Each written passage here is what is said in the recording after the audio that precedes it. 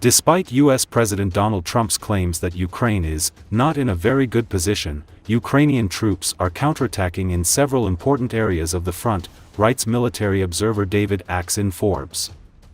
A few months ago, the Russians did have the advantage, but that is no longer the case, Axe says. In and around Toretsk in eastern Ukraine, he says, the Ukrainians are counterattacking and pushing back into the city. The analyst recalled that at the beginning of February the Russians announced the capture of the city, but, he writes, Russian control over it did not last long. 2 weeks after the Russians had completely occupied the ruins of Toretsk, the Ukrainians counterattacked, and quickly advanced back into the city, Axe said, adding that he learned about this by accident. According to him, a Russian military blogger published a video allegedly about an unsuccessful counterattack by the Ukrainian Armed Forces on American armored vehicles on the outskirts of Toretsk. In fact, the Observer writes, the video shows Ukrainian troops in the center of Toretsk, and not just in the border zone, as the Russian claimed. In fact, the video the blogger posted alongside his missive revealed Ukrainian troops in central Toretsk, and not just in the border area, as the Russian claimed. A week later, western Toretsk was again contested, according to the definitive Ukraine control map. And it was possible a few Russian troops were clinging to an exposed salient jutting into the urban no-man's land. Fighting continues in the city center, and the enemy is losing control, the Estonian analyst War Translated noted. There are reports of complete encirclement of Russian occupiers in several areas. In pushing back the Russians, the Ukrainian brigades around Toretsk, including the 92nd Assault Brigade and the 100th Mechanized Brigade, joined sister units that recently successfully counterattacked on the eastern edge of the 250 square mile salient Ukrainian forces occupy in western Russia's Kursk Oblast.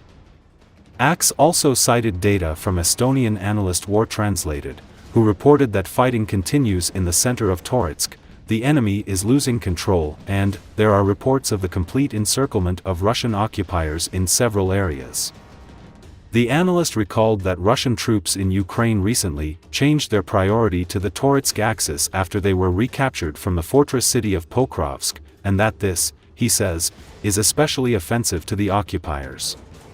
Even reinforced by troops transferred from the Pokrovsk axis, the Russian regiments in and around Toretsk are retreating, the Observer writes. A mining city with a pre-war population of 35,000, Toretsk is important. It straddles high ground overlooking important supply lines threading along the Ukrainian side of the front line. It's true that Ukraine has struggled to mobilize enough infantry to keep its best brigades fully manned. But it's not true that Ukrainian forces are getting buried. In fact, in recent weeks they've advanced in at least as many sectors as they've retreated.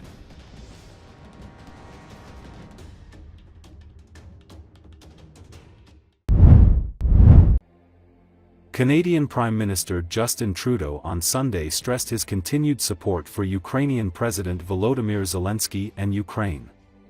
I stand with Volodymyr Zelensky and I stand with the people of Ukraine, he told reporters after attending a summit in London with European leaders to shore up support for Zelensky after an astonishing Oval Office meltdown with President Donald Trump that left many uncertain where the once staunch allies stood. I have continued to emphasize to him that Canada will always stand with Ukraine. According to Associated Press, British Prime Minister Keir Starmer said Europe must take responsibility for defending itself as world leaders met to discuss working together to stop Russia's war in Ukraine. Starmer said Britain, France and Ukraine have agreed to work on a ceasefire plan to present to the United States. Starmer pledged to supply more arms to defend Ukraine, announcing that the UK will use £1.6 billion in export financing to supply 5,000 air defense missiles. Obviously, I spent a lot of time with Volodymyr Zelensky over the past years. We had a great sit down just last week when I was, few days ago when I was in Kyiv to talk exactly about how much Canada stands with Ukraine unequivocally and always, and how much we stand and support him personally as a president, as a leader, as someone who has devoted himself to protecting Ukrainians and indeed protecting the principles and rules that underpin all of our democracies. I have continued to emphasize to him that Canada will always stand with Ukraine. On Friday in the Oval Office, President Zelensky pointed out in so many words that Vladimir Putin is a liar and a criminal and cannot be trusted to keep his word in any way, shape, or form, because he has demonstrated time and time again that he will break any agreements. I stand with Vladimir Zelensky, and I stand with the people of Ukraine. On the road. Every step of the way, Canada has looked at the ways it can best help. And as I've said a few days ago, everything's on the table. We know that the Canadian military has ways that it can contribute. We're not going to get ahead of the discussions on how to keep a peace that isn't yet in place. But Canada will be there and is open to doing what is necessary, but those will be decisions taken in the coming years by Canadians and their government. Demonstrators gathered outside a Tesla showroom in Boston on Saturday to protest against U.S. President Donald Trump's administration and the company's founder Elon Musk. Trump is the president, but billionaire Musk was the focus for activists as they demonstrated against the Trump administration's push to gut federal health, education, and other agencies. According to Associated Press, Musk has been tapped to spearhead cuts to the federal government.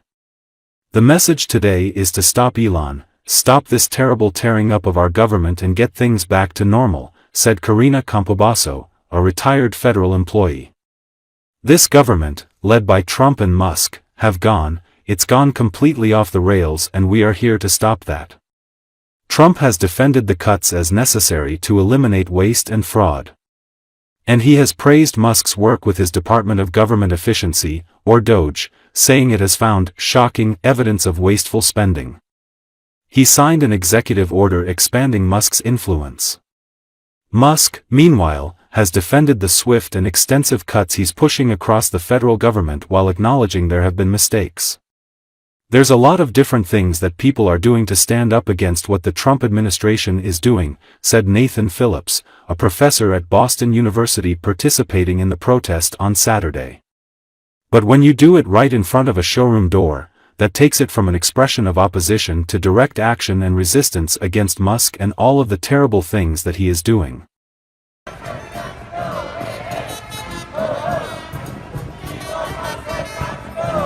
It ain't funny. President Musk is stealing your money.